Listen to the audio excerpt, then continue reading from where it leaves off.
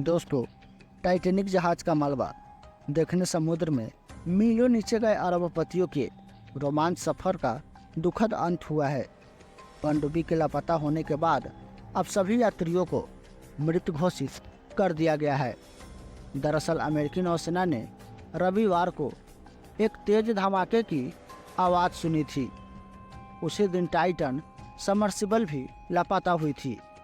अब कई दिन का सर्च अभियान चलाने के बाद जब पनडुब्बी का कुछ अता पता नहीं चल पाया तो अब सभी यात्रियों को मृत घोषित कर दिया गया है। अब बताया जा रहा है कि विनाशकारी इम्प्लोजन में पनडुब्बी तबाह हो गई होगी। दोस्तों, आप लोगों को बता दें कि विस्फोट का उल्टा अंतःस्फोट होता है, जिसको इंग्लिश में इम्प्लोजन बोला जाता है। दोस्तों, विस्फोट में कोई भी चीज़ अंदर से बाहर की तरफ फटती है, तो वहीं अंतःस्फोट में बाहर से अंदर की तरफ दबाव के चलते धमाका होता है।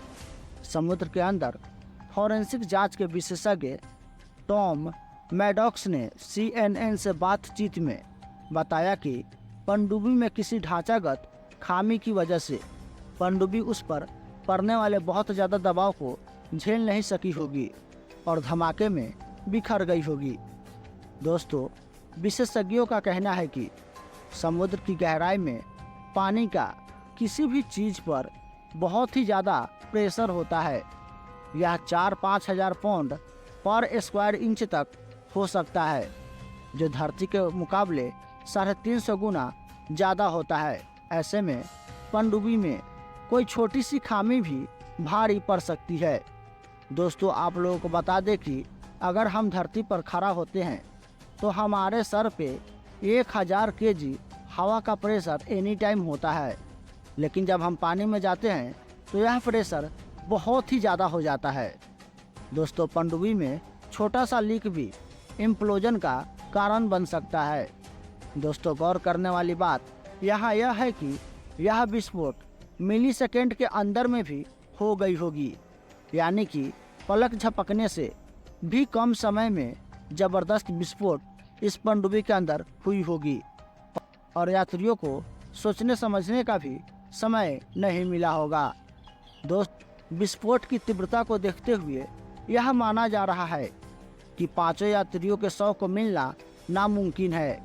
दोस्तों, आपको बता दें कि टाइटैनिक जहाज़ का मलबा अटलांटिक महासागर में करीब 13,000 फीट की गहराई में मौजूद है और इतनी गहराई में पानी का किसी भी चीज़ पर प्रेशर बहुत ही ज़्यादा होता है और यह प्रेशर करीब 5,600 पाउंड पर स्क्वायर इंच तक हो सकता है।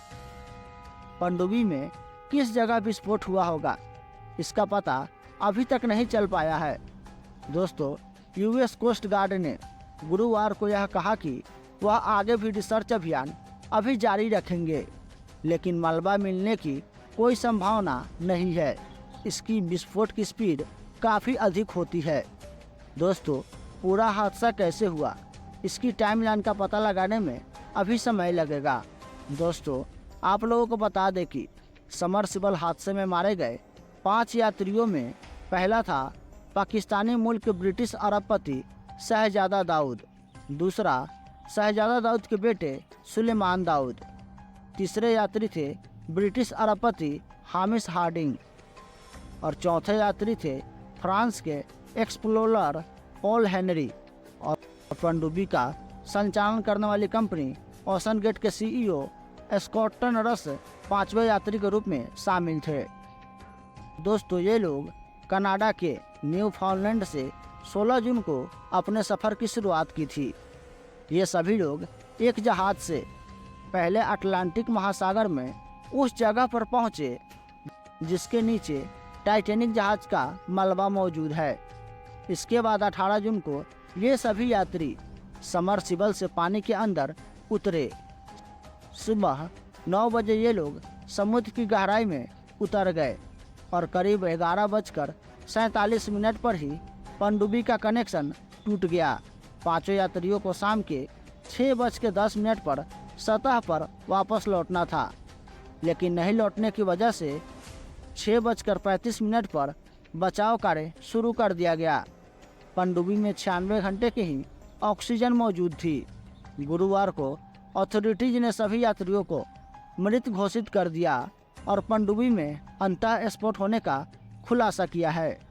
दोस्तों, टाइटन एक रिसर्च और सर्वे के काम में इस्तेमाल होने वाली पनडुब्बी थी, जिसमें चालक समेत 5 लोगों की बैठने की क्षमता थी।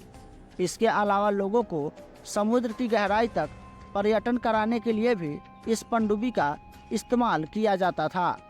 दोस्तों, टाइटेनियम और कार्बन फाइबर की बनी इस पनडुब्बी का ढांचा 22 फीट लंबा और इसका वजन करीब 10,432 किलो था।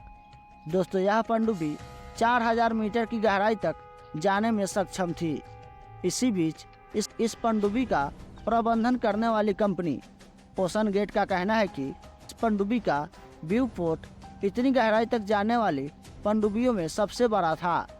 दोस्तों, इस पनडुब्बी में 4 इलेक्ट्रिक थरस्टर्स लगे हुए थे, जो पनडुब्बी को दिशा और 3 नॉट की गति से चलने में मदद करते थे। दोस्तों, पनडुब्बी का प्रेशर वेसल भी कार्बन फाइबर और टाइटेनियम का बना था, जिसमें 96 घंटे की ऑक्सीजन भरी हुई होती थी। दोस्तों, इस पनडुब्बी में एलन मस्क की कंपनी स्टारलिंक सैटेलाइट टेक्नोलॉजी का कम्युनिकेशन सिस्टम लगा हुआ था। दोस्तों, हालांकि अभी तक यह साफ नहीं हो सका है कि पनडुब्बी का कम्युनिकेशन किन कारणों से टूटा है। दोस्तों, पनडुब्बी के हादसे की अन्य वजह इसमें पावर फेलियर या सब कम्युनिकेशन सिस्टम की दिक्कत हो सकती है।